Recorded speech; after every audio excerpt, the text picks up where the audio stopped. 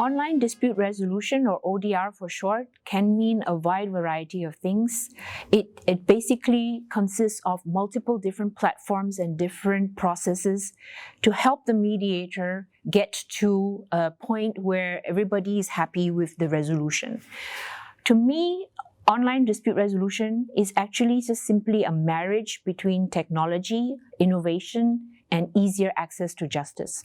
And I emphasize the word easier because the technology is really meant to be there to grease the path, to smoothen the journey for disputants to get to what they want. Just to add on to what Asha had said, online dispute resolution is really a platform for dispute resolution to take place. And I think that a number of years ago, people would think of online dispute resolution as bringing your physical dispute resolution process online, meaning if you would have gone through a face-to-face mediation, you now use an online medium. So you do a video conferencing and you do your mediation that way.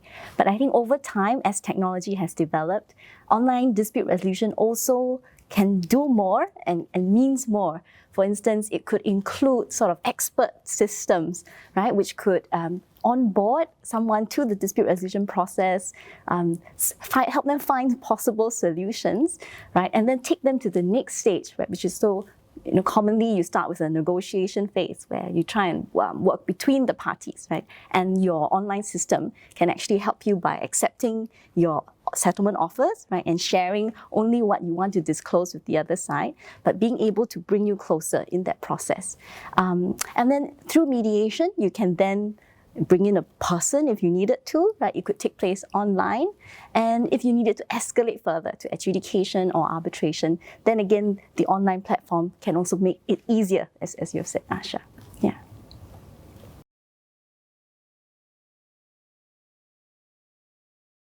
Twenty 2020 has accelerated many of the changes which we have foreseen, but we didn't think that was going to take place until sometime further in the future. The difficulties in travel, the difficulties in, for instance, just getting different parties onto the same venue, difficulties with visa, the various restrictions in physical meetings have meant that hearings in court, in arbitrations, and even in mediations are either going to be curtailed or they will have to change the shape and form that they come in. So technology has thankfully stepped in, and technology, as Asha has spoken about, has brought us to a place where now we can do mediations even when we are not face-to-face. And I think it's exciting. What we have seen is probably just the tip of what technology can do to transform the mediation landscape. Eunice has also spoken about what more we can do with onboarding experts. Maybe you can even have a co-mediator, or sometime in the future, the possibility of having a computer running on algorithms to bring parties to a settlement. The potential, I think, is unlimited. 2020 has just shown us what technology can do, and I think it can only portend exciting changes and possibilities and opportunities in the coming years. I think online dispute resolution didn't really take off because of COVID. It has already taken off a few years before that. So in the state courts in Singapore, they have started e-mediation already from 2018. And we've been talking about e-mediation across China, across the United States, the United Kingdom. There's been a lot of different motivations and ramp-ups towards e-mediation or online dispute resolution for the past few years. But yes, definitely COVID has speeded that up and brought a lot of things forward.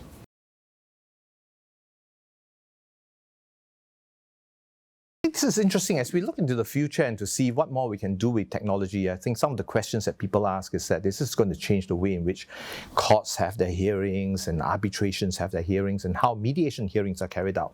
And one of the questions we ask is that will we one day perhaps have a computer or a robot, who sits as a mediator telling us human beings how to resolve our differences and our disputes?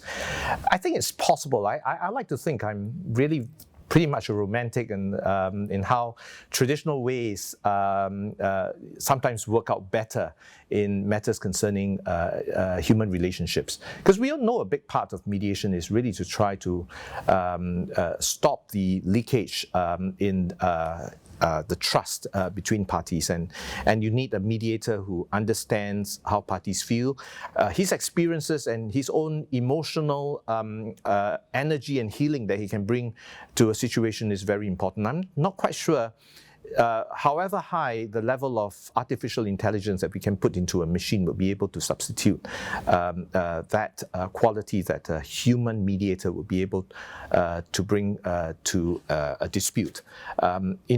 Sometimes when an arbitrator, a mediator, looks at a party in dispute, listens to how this person talks, looks at the body language, he has what I would consider an instinct to addressing the issue. And here's where I'll need a lot of convincing that at some point in time in the future, technology will advance to a degree where a machine, a robot, or a computer will be able to develop not just an algorithm to solve a problem, but an ability to have an instinct as to how best to place two warring parties onto a platform where they can decide to arrive at a solution for the best. I hope that I'll be proven wrong, and I think I'll be proven wrong. The events of the last few years have just shown us how wonderful technology can be, although I think we are still in the nascent stages of the development of technology and helping resolve human issues. But I think one day we will be there. I need a lot of convincing, but deep down in my heart, I have no doubt that it can be done.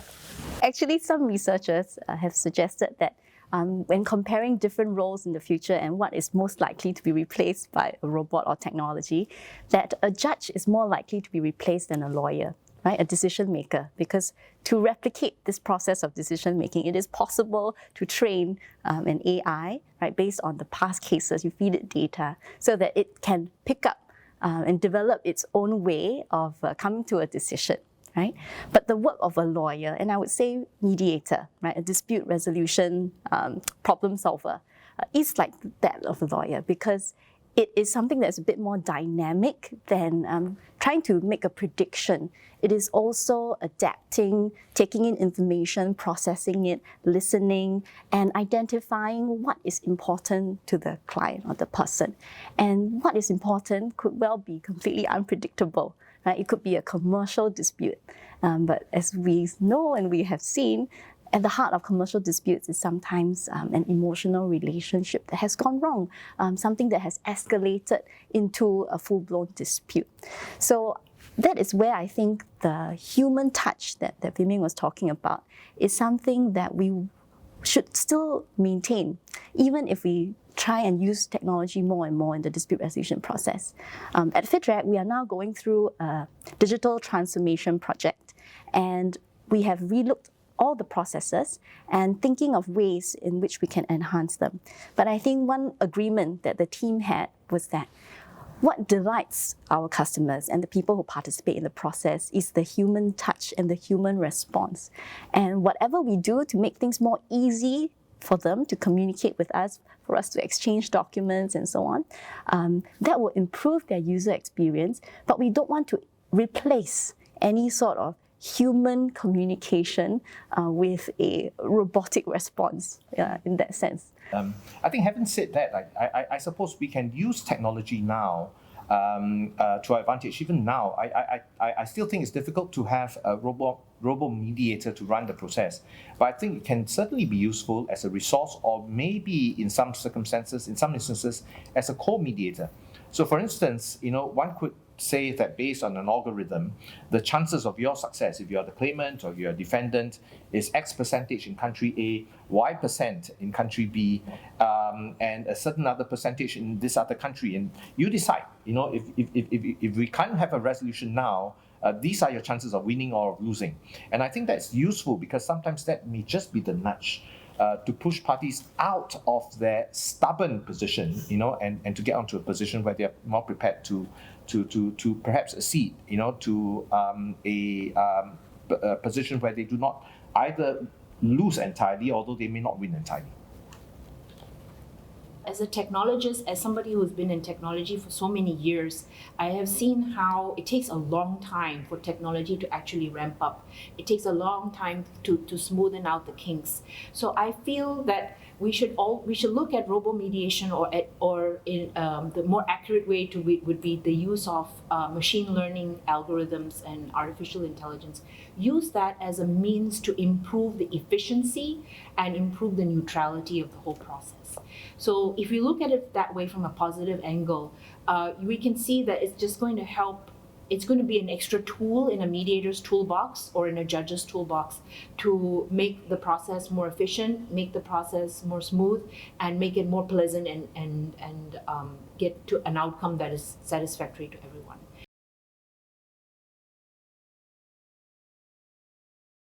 ODR, or online dispute resolution, is not a new phenomenon. We've been doing our own form of online mediation for a long time, because really what it means is, what it entails is hybrid communications, any combination of hybrid communications. So for example, if you communicate in advance with emails to discuss information or sharing, or you have phone calls, or when you have online dispute resolution or online mediation, it doesn't only have to be on the platform that you have chosen to use for that particular session. For instance, if it was Zoom, but if there is an issue with the internet connectivity on that day, you might want to fall back to using WhatsApp or phone calls. So I think the most important thing is that the mediator has to be flexible and has to have a range of tools in his or her toolbox to be and also be adaptable to different methods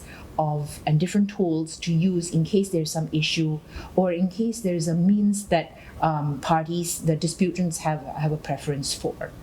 So I think hybrid mediation, coming back to the question, hybrid mediation or hybrid forms of mediation is very common. One question that I'm often asked is, did 2020 change the way SIDRA conducts our mediation? So in some sense, when we could not meet face-to-face, then we had to move some things online. But even before 2020, like you said, Asha, mediation takes place over the phone, through emails, although maybe not in exactly the way we envisage with a face-to-face mediation. And at SIDRA, for a number of years now, most of the mediations are actually concluded even before we convene a face-to-face mediation.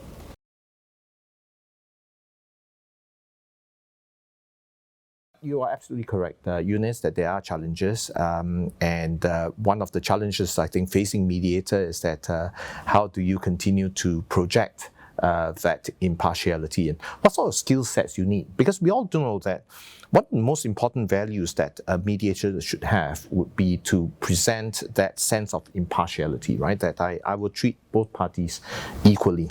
And you can't help a party that is participating this online, from feeling that I think I've been disadvantaged because there's a separation in terms of distance, right, from the mediator when compared to the party that is in the same room as he is.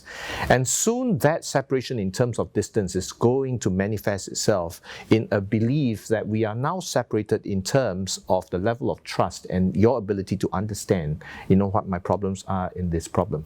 So I think one of the skill sets which that mediator would need is to be able to break down those barriers, to be very sensitive to how that other party may be feeling and how he can address that. So he needs to be able to compensate, and yet at the same time not to overcompensate, so that the party that's in the same room as him feels that now this guy is swaying to the other side. So it's a tough challenge, and I think that he's got to deal with, and I think that's truly one of the challenges that he's got to deal with. One thing is very important is for instance, setting up a standard operating procedure. So the mediation service provider, the MSP who's providing the service, they may need to consider things like making sure that both sides have access to the internet, making sure that there is sufficient familiarity with the platform, things like that will help smoothen the journey and remove some of the challenges for hybrid online mediation, as well as for even if it was a single platform online mediation, if you make sure, if you have ensured in advance that parties are familiar with the tools, then the journey will be smoother, and there will be more credibility and more trust and faith in the process. And just to add on to what you said, Asha, about the mediation service provider having a standard operating procedure, I think now we see more and more of these being available.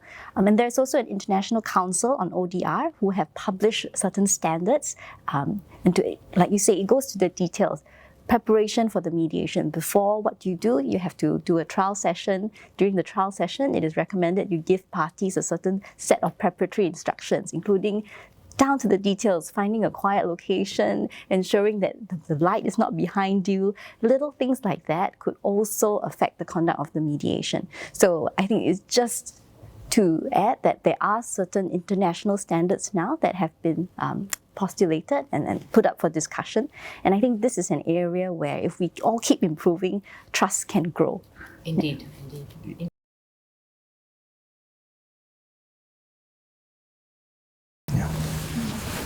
We were talking about skill sets a short while ago, and we all need to change. I mean, we need to adapt. We need to do better the things that are important in this day and age, and maybe to do less the things which are not so important.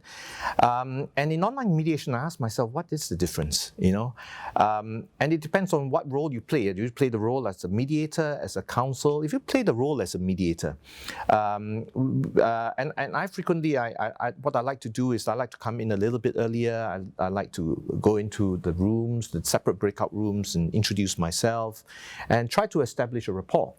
Now, it's much easier to do that, when we are in a face-to-face physical meeting. But when we're not in a face-to-face physical meeting, I mean, you can still do sort of an online introduction informally, but I find it's just not quite the same. So the mediator would just have to be a little bit more focused. He's got to learn to have a little bit more patience, but he knows now that he's got to get the trust of the parties without that face-to-face meeting. Hello, crack a joke. It's so difficult to crack a joke over online, right? So he needs to be a little bit more focused in how that first approach is made, and he needs to be able to read the people a little bit faster. He needs to have some background checks before the first meeting. He needs maybe to be able to establish a rapport first with the lawyers. So that the mediator would need to be able to know exactly what his first word is going to be, when the cameras are switched on, and how he's best able to reach out to the parties. And I think that important first step is very important because it sets the tone for how the rest of the mediation is going to take place. From the point of view of a counsel, I think we need to be able to see how best to present ourselves online. Now, I think it's always very difficult to see myself, on a video, and I sometimes say that, look, I didn't mean to appear aloof or arrogant or somewhat disconnected in my thoughts, but where you are on camera, you are a little bit more self-conscious, and the communication comes out not the way you intended. So I think for lawyers, we need to also rehearse what we want to say and how we want to say it. We have to determine the message that we want to project to the other side. And I think it takes a little bit of rehearsal, certainly a lot more rehearsal when you're speaking into a camera than when you're speaking spontaneous in a room where your opponents and where the mediator and the friendly party are all together in the same room. So these are some changes that we have to learn to adapt. It's not nuclear science for many of us. These are changes that we can make, but we just need to be aware that an online presentation is very different, from an in-person presentation. I'd like to echo what Wee-Ming, you said. I'm so glad you mentioned the word patience, because if you were to ask me what in a range of tools, in a range of skills, which skill would be most important for online mediation? I wouldn't say it would be technology or would be familiarity with technology. Technology really needs to be a hidden, silent partner in all this. It would be the responsibility, I think, of the mediation service provider to have that proper standard operating procedure, to make sure that the guidelines have been followed, so that technology doesn't feature too prominently in the mediation, especially if we want to have better and greater, wider acceptance of online mediation. I think the most important is not the familiarity with technology. We don't need to have lawyers and disputants to be very familiar with how to use tools. That will never happen, because we will have people, disputants and legal professionals from all ages and all backgrounds. We will never always get everybody at the same level. That shouldn't be important. I think what's important is, as you mentioned, patience. Patience with learning how to use the, patience with the tools, patience in order to be able to cope with the fact that sometimes tools may fail. And then secondly, you mentioned, Wee Meng, I couldn't agree more, is about establishing rapport. It's not easy to establish rapport online, but a mediator does have an arsenal of tools in his toolbox in order to be able to establish rapport online, which will be a little bit different from how you would do it if you were having a face-to-face mediation. So I would say these were the key skills that we should have for online. I think so far in the discussion, we've focused a lot on the people skills, right? How you adapt your style of mediation so that you can still project that right connection, with the parties through an online media. But I'd also like to add on to two more aspects of mediation, which is process skills and problem solving. So for the process skills portion, if a mediator considers that there is going to be some online element in the process, they might want to think of when this element is introduced and what sits around it. Right? So for instance, many international commercial mediators now, in this climate of communicating online, they have come up with a framework where they would first start with an email exchange first, right? Set the ground rules. Email is a very effective tool to do that. Right? But they will also want to follow up with a phone call, right? Whether it is through video conferencing or a real phone call, so that gives you what some of the researchers call more richness, right? So in email communication, you have text, and you draw what inferences you will from the text. With the call, you have something a bit more. You have tone, you have the tone of voice, you have a sense of warmth, and with video conferencing, then you also have an added visual layer. So I think in terms of managing the process, a mediator who wants to engage in online mediation will also need to prepare and think about how they want to design the whole process. And next, problem solving. When you encounter a kind of roadblock in the mediation, Asha, he says there's this big toolbox that mediators will reach into to try and find the right tool. And with online mediation, there might be some different things in that toolbox than you would otherwise bring for a physical mediation. And this is where, as Asha, you mentioned, technology is usually seamless, right? But you might need to problem solve at various junctures, and you need those standbys and fallback plans so that your mediation isn't just cut off and there's zero, nothing happens after that. Right? So I think in terms of problem solving, there is an added dimension of it, not just problem solving in the sense of helping parties overcome an impasse, but problem solving to overcome any technological hurdles, challenges, imbalances of familiarity that Wee Meng talked about, so that you can best have that mediation process which achieves those goals, right? Another angle of that problem solving is also to do so while ensuring that parties still have their say. Yeah, so a mediator has to manage not only the parties, also the counsel, and sometimes when everybody is just a box on the screen, you might lose track, right, of who has actually been talking. And that is also something that psychological research shows us, fatigues people when you are communicating through an online platform. There is this element of added scrutiny.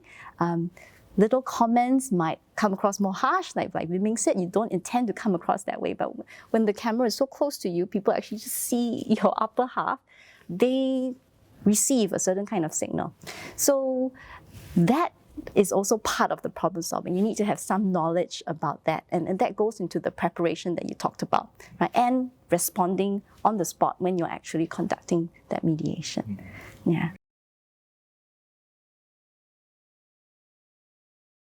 I have an interesting story to share about one of the online mediations that I conducted last year before COVID hit us, it was a dispute between two parties who were very antagonistic, and I was actually scratching my head thinking, how am I going to make this work? And as we progressed with the mediation, things were getting better, but they were not picking up at the pace that I had hoped. And the one party noticed the other party had a koi pond behind her, and of course, they were not able to agree on, at that point, they had not agreed on settlement until the party who noticed the koi pond asked if he could have one of the koi fish, because she had quite a few in her tank, and she was actually somebody who raised koi fish as a living.